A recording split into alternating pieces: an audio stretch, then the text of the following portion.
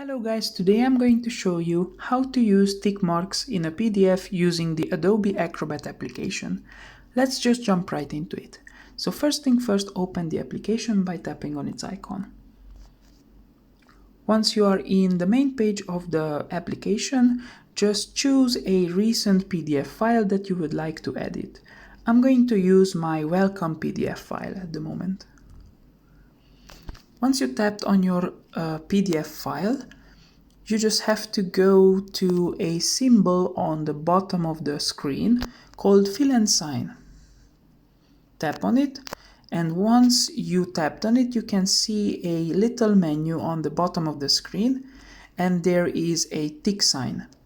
You can tap on the tick sign and just go to a white spot of the PDF file and just tap once. And there you go guys, now you know how to add tick marks to your PDF document. Thank you so much for watching this video. Please don't forget to subscribe to our YouTube channel. Goodbye.